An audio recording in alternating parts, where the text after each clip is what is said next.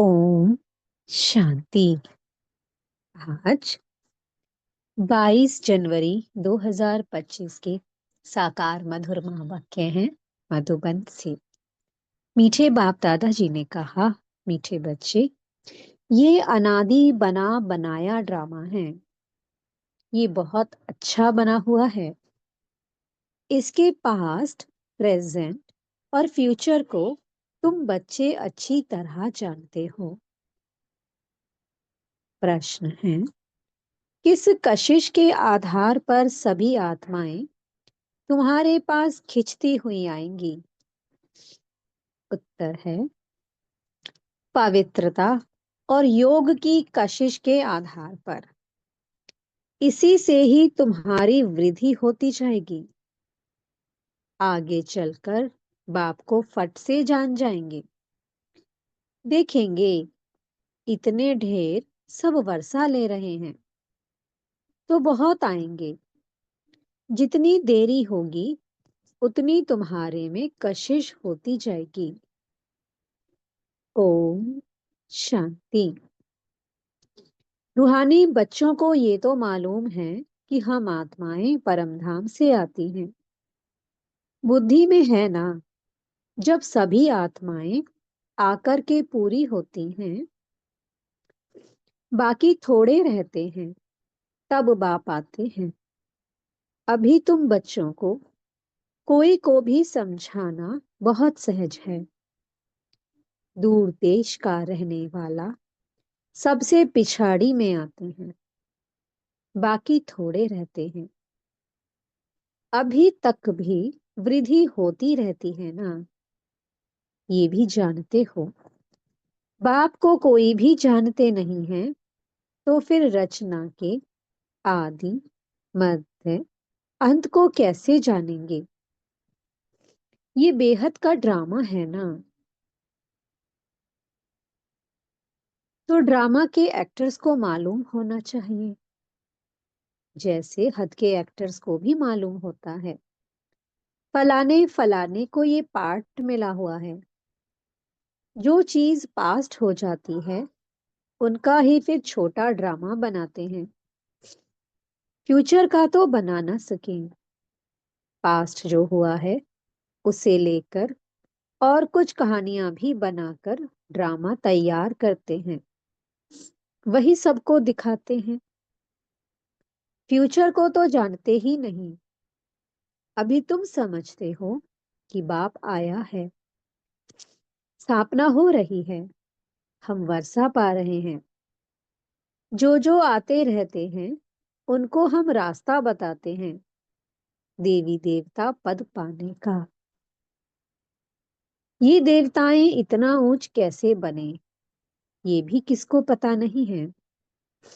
वास्तव में आदि सनातन तो देवी देवता धर्म ही है। अपने धर्म को भूल जाते हैं तो कह देते हैं कि हमारे लिए तो सब धर्म एक ही हैं। अब तुम बच्चे जानते हो, बाबा हमको पढ़ा रहे हैं। बाप के डायरेक्शन से ही चित्र आदि बनाए जाते हैं। बाबा दिव्य दृष्टि से चित्र बनवाते थे। कोई तो फिर अपनी बुद्धि से भी बनाते हैं। बच्चों को ये भी समझाया है, ये जरूर लिखो, पाठधारी एक्टर्स तो हैं, परंतु क्रिएटर, डायरेक्टर आदि को कोई नहीं जानते। बाप अब नए धर्म की स्थापना कर रहे हैं। पुरानी से नई दुनिया बननी है, ये भी बुद्धि में रहना चाहिए। पुरानी दुनिया में ही बाप आकर के तुमको ब्राह्मण बनाते हैं। ब्राह्मण ही फिर देवता बनेंगे। युक्ति देखो कैसी अच्छी है। भले ये है अनादि बना बनाया ड्रामा, परंतु बना बहुत अच्छा है। बाप कहते हैं, तुमको घुइया घुइया बातें नित्य सुनाता रहता हूँ। जब विनाश शुरू होगा तो तुम बच्चों को पास्ट की सारी हिस्ट्री मालूम होगी। फिर सतयुग में जाएंगे तो पास्ट की हिस्ट्री कुछ भी याद नहीं रहेगी। प्रैक्टिकल एक्ट करते रहते हो, पास्ट का किसको सुनाएंगे? ये लक्ष्मी नारायण पास्ट को बिल्कुल जानते नहीं। तुम्हारी बुद्धि फ्यूचर सब है। कैसे विनाश होगा, कैसे राजाई होगी, और कैसे महल बनाएंगे। बनेंगे तो जरूर ना। तो अब इस समय हम संगम पर बनते हैं त्रिकालदर्शी। लक्ष्मी नारायण भी नहीं है त्रिकालदर्शी, हम बनते हैं ब्राह्मण। स्वर्ग की सीनरियां ही अलग हैं। जैसे जैसे पाठ बजाते रहेंगे मालूम पड़ता जाएगा। इसको कहा जाता है खूने नाहिक खेल। नाहिक नुकसान होता रहता है। नाहिक नुकसान होता रहता है ना। अर्थक्वेक होती है, कितना नुकसान होता है। बॉम्ब्स फेंकते हैं, ये नाहिक है ना। कोई कुछ करता थोड़ी है। विशाल बुद्धि जो है वे समझते हैं विनाश बरोबर हुआ था, जरूर मारा मारी हुई थी। ऐसा खेल भी बनाते हैं, ये तो समझ भी सकते हैं। कोई समय किसकी बुद्धि में टच होता है। तुम तो प्रैक्टिकल में हो। तुम उस राजधानी के मालिक भी बनते हो। तुम जानते हो, अभी उस नई दुनिया में चलना जरूर है। ब्राह्मण जो बनते हैं ब्रह्मा द्वारा या ब्रह्मा कुमार कुमारियों द्वारा नॉलेज लेते हैं, तो वहां आ जाते हैं। रहते तो अपने घर गृहस्थ में है ना। बहुतों को तो जानते भी ना हो सको। बाबा कहते हैं बहुतों को तो जान भी ना सको। सेंटर्स पर कितने आते हैं, इतने सब याद थोड़ी रह सकते हैं। कितने ब्राह्मण हैं, वृद्धि होते होते अनगिनत हो जाएंगे। एक्यूरेट हिसाब निकाल नहीं सकेंगे।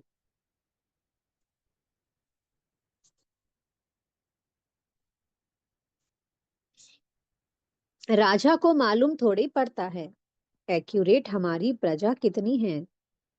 भल आदमशुमारी आदि निकालते हैं, फिर भी फर्क पड़ जाता है। अब एग्जैक्ट तो नहीं बता सकते ना कि कहाँ की कितनी जनसंख्या है। बाबा कहते हैं इसे पता नहीं चलता, फर्क पड़ता है। अब तुम भी स्टूडेंट, ये भी स्टूडेंट हैं। सब भाइयों आत्माओं को याद करना है एक बात को। सबको याद करना है एक बात को। छोटे बच्चों को भी सिखलाया जाता है बाबा बाबा कहो। ये भी तुम जानते हो, आगे चलकर बाप को फट से जान जाएंगे। देखेंगे इतने ढेर सब वर्षा ले रहे हैं तो बहुत आएंगे। जितना देरी होगी उतना तुम्हारे में कशिश होती जाएगी। पवित्र बनने से कशिश होती है। जितना योग में रहेंगे उतना कशिश होगी। औरों को भी खींचेंगे। बाप भी खींचते हैं ना। बहुत वृद्धि को पाते रहेंगे। उसके लिए युक्तियां भी रची जा रही हैं। गीता का भगवान कौन? श्री कृष्ण को याद करना तो बहुत सहज है। वह तो साकार रूप है ना। निराकार बाप कहते हैं मामी कम याद करो। इस बात पर ही सारा मदार है। इसलिए बाबा ने कहा था इस बात पर सबसे लिखाते रहो। बड़ी बड़ी लिस्ट बनाएंगे तो मनुष्यों को पता पड़ेगा। तुम ब्राह्मण जब पक्के निश्चय बुद्धि होंगे, झाड़ वृद्धि को पाता रहेगा। माया के तूफान भी पिछाड़ी तक चलेंगे। विजय पाली फिर ना पुरुषार्थ रहेगा ना माया रहेगी। याद में ही बहुत करके हारते हैं। जितना तुम योग में मजबूत रहेंगे उतना हारेंगे नहीं। ये राजधानी स्थापन हो रही है। बच्चों को निश्चय है हमारी राजाई होगी। फिर हम हीरे ज्वार कहाँ से लाएंगे, खानियां सब कहाँ से आएंगी। ये सब थे तो सही ना। इसमें मूंझने की तो बात ही नहीं। जो होना है सो प्रैक्टिकल में देखेंगे। स्वर्ग बनना तो जरूर है। जो अच्छी रीति पढ़ते हैं उन्हों को निश्चय रहेगा, हम जाकर भविष्य में प्रिंस बनूंगा। हीरे ज्वारों के महल होंगे, ये निश्चय भी सर्विसेबल बच्चों को ही होगा। जो कम पद पाने वाले होंगे उनको तो कभी ऐसे ऐसे ख्याल आएंगे भी नहीं कि हम महल आदि कैसे बनाएंगे। जो बहुत सर्विस करेंगे वही महलों में जाएंगे ना, दास दासियां तो तैयार मिलेंगे। सर्विसेबल बच्चों को ही ऐसे ऐसे ख्याल आएंगे। बच्चे भी समझते हैं कौन कौन अच्छी सर्विस करने वाले हैं। हम तो पढ़े हुए के आगे भरी ढोएंगे। जैसे ये बाबा है, बाबा को ख्यालात रहती है ना, बूढ़ा और बालक समान हो गया, इसलिए इनकी एक्टिविटी भी बचपन मिसल होती है। बाबा की तो एक ही एक्ट है, बच्चों को पढ़ाना और सिखलाना। विजय माला का दाना बनना है तो पुरुषार्थ भी बहुत चाहिए, बहुत मीठा बनना है। श्रीमत पर चलना पड़े तब ही उच्च बनेंगे। ये तो समझ की बात है ना। बाप कहते हैं हम जो सुनाते हैं उस पर जज करो। आगे चल और भी तुमको साक्षात्कार होता रहेगा। नजदीक आते रहेंगे तो याद आती रहेगी। 5000 वर्ष हुए हैं अपनी राजधानी से लौटे हैं, 84 जन्मों का चक्कर लगा कर आए हैं। जैसे वास्को डी गामा के लिए कहते हैं कि वर्ल्ड का चक्कर लगाया, तुमने इस वर्ल्ड में 84 का चक्कर लगाया है। तो वास्को डी गामा एक गया ना, ये भी एक है जो तुमको 84 जन्मों का राज समझाते हैं। डिनाइस्टी चलती है तो अपने अंदर देखना है, हमारे में कोई देह अभिमान तो नहीं है, पंख तो नहीं हो जाते हैं, कहाँ बिगड़ते तो नहीं है। तुम योग बल में होंगे, शिव बाबा को याद करते रहेंगे तो तुमको कोई भी चमाट आदि मार नहीं सकेंगे। योग बल ही ढाल है, कोई कुछ कर भी नहीं सकेंगे। अगर कोई चोट खाते हैं तो जरूर देह अभिमान है। देही अभिमानी को चोट कोई मार ना सके, भूल अपनी ही होती है।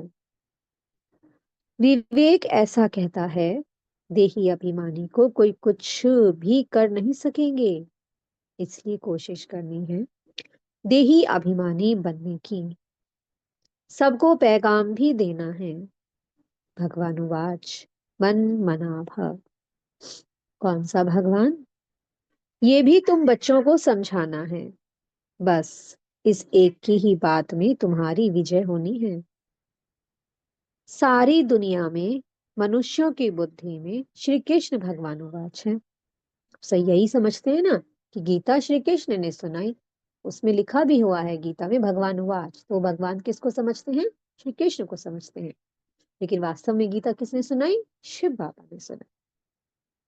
जब तुम समझाते हो तो कहते हैं बात तो बरोबर है, परंतु जब तुम्हारे मुहाफिक समझे तब कहें बाबा जो सिखलाते हैं वह ठीक है।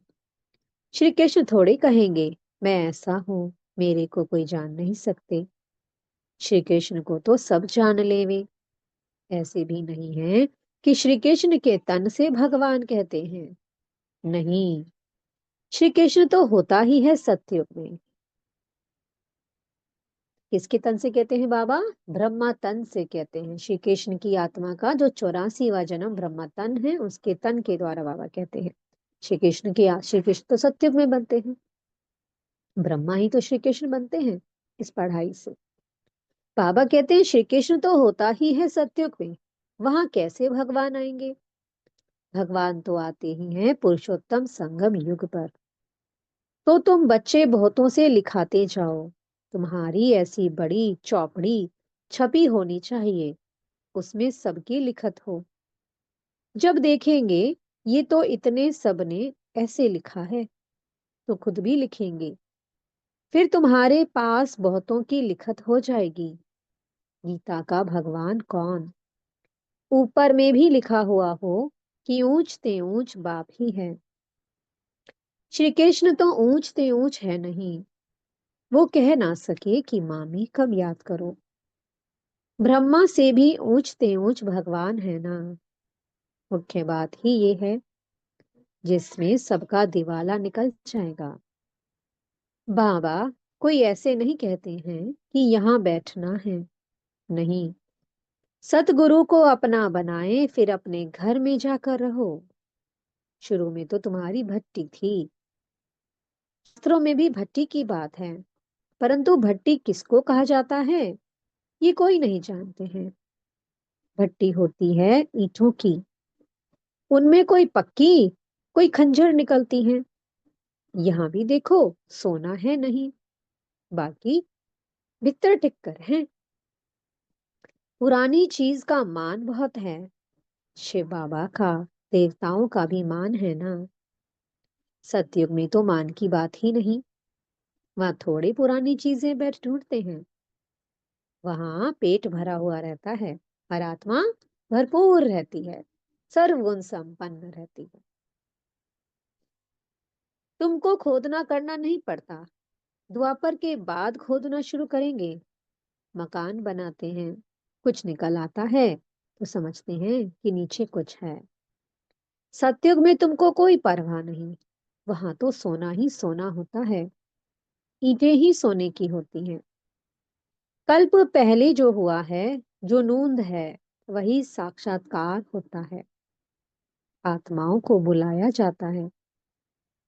वो भी ड्रामा में नूंद है। इसमें मूंझने की दरकार नहीं। सेकंड बाय सेकंड पार्ट बचता है, फिर गुम हो जाता है। ये पढ़ाई है। भक्ति मार्ग में तो अनेक चित्र हैं। तुम्हारे ये चित्र सब अर्थ सहित हैं। अर्थ बिगर कोई चित्र नहीं। जब तक तुम किसको समझाओ नहीं, तब तक कोई समझ ना सके। समझाने वाला समझदार नॉलेजफुल एक बाप ही है। अभी तुमको मिलती है ईश्वरीय मत। ईश्वरीय घराने के अथवा कुल के तुम हो। तो हम किस कुल के हैं? ईश्वरीय घराने के, ईश्वरीय संतान है हम। ईश्वर आकर घराना ही स्थापन करते हैं। अभी तुमको राजाई कुछ नहीं है। राजधानी थी, अब नहीं है। देवी देवताओं का धर्म भी जरूर है। सूर्यवंशी चंद्रवंशी राजाई है ना। गीता से ब्राह्मण कुल भी बनता है। सूर्यवंशी चंद्रवंशी कुल भी बनता है। बाकी और कोई हो ना सके। तुम बच्चे सृष्टि के आदि मध्य अंत को जान गए हो। आगे तो समझते थे बड़ी प्रलय होती है। फिर पीछे दिखाते हैं कि सागर में पीपल के पत्ते पर श्री कृष्ण आते हैं। पहला नंबर तो श्री कृष्ण ही आते हैं ना। बाकी सागर की बात नहीं है। अभी तुम बच्चों को समझ बड़ी अच्छी आई है। तो बाबा के ज्ञान से बाबा के बच्चे कैसे बन जाते हैं? समझदार। समझ आ गई ना सब बच्चों को कि हम सब कौन हैं?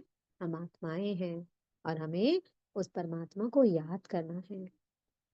खुशी भी उनको होगी जो रूहानी पढ़ाई अच्छी रीति पढ़ते होंगे। जो अच्छी रीति पढ़ते हैं वही पास विद ऑनर होते हैं। अगर कोई से दिल लगी हुई होगी तो पढ़ाई के समय भी वो याद आता रहेगा।